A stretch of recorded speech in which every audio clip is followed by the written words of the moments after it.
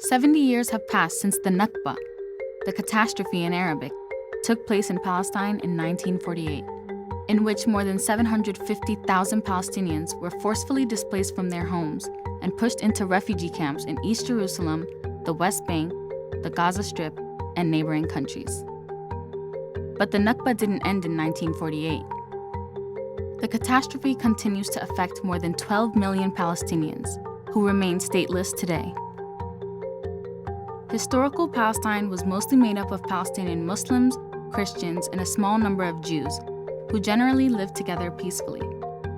The persecution of Jews across Europe led them to believe that they were not safe there, and Zionists saw Palestine as a prime location for a Jewish homeland. And it was clear that there were Palestinians on the land.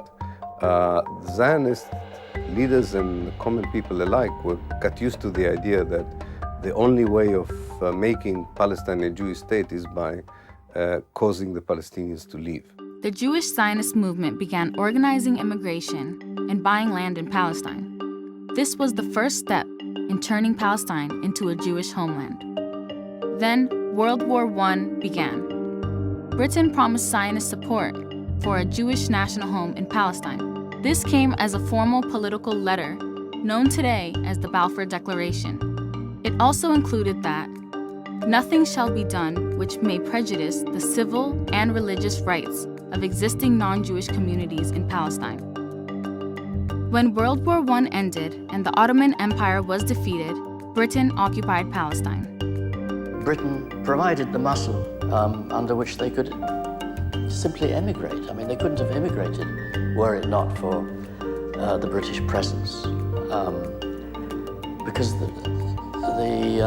the crucial battle in the early stages was simply getting Jews into Palestine and acquiring land. They couldn't have done that without British government's sponsorship. Jewish migration into Palestine continued for decades, and the Palestinian people organized large demonstrations against this influx. Palestinians saw British support of Zionism as biased and unfair. So the people of Palestine revolted in 1936 to fight against British and Zionist occupation. During the 3-year uprising, thousands of Palestinians were killed, and hundreds of British citizens and Jewish Zionists died as well. Britain dismantled the Palestinian Revolution, leaving them with no political or military leadership. However, the British also began limiting Jewish migration. This upset the Jews who had fought with the British during the uprising and led them to create their own forces. Zionist militias carried out bombing attacks against both the British and the Palestinians. As things got out of hand, the British announced in 1947 that they'd be ending their mandate on Palestine. The file on Palestine was then transferred to the UN, which suggested dividing Palestine into an Arab and Jewish state.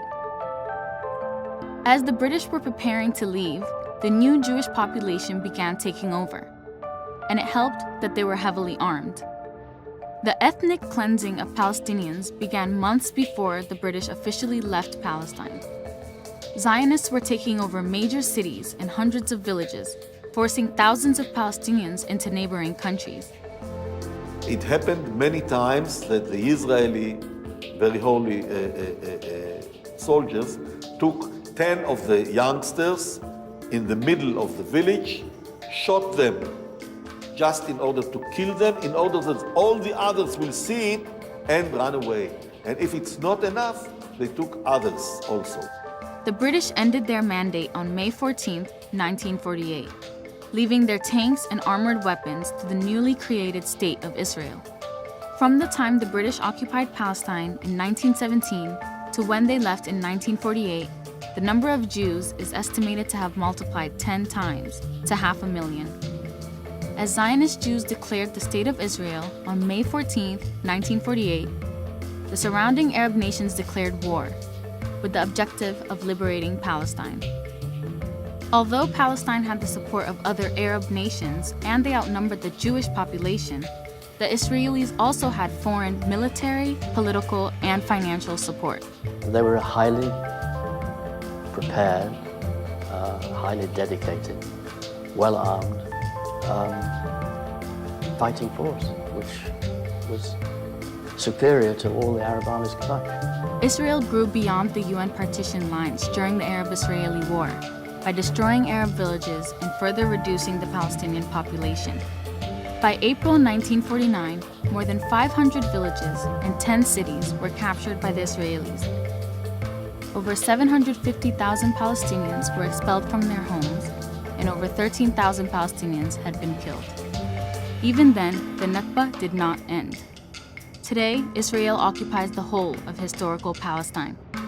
Israelis continue to build illegal settlements on occupied Palestinian territories. Palestinians in the West Bank live under military law, which subjects them to checkpoints, curfews, and arbitrary arrests. Palestinians in Gaza live under a blockade imposed by Israel. Gaza is set to become unlivable by 2020. Palestinians today continue to demand their right to return to their homes. For them, the Nakba will not end until this right is granted.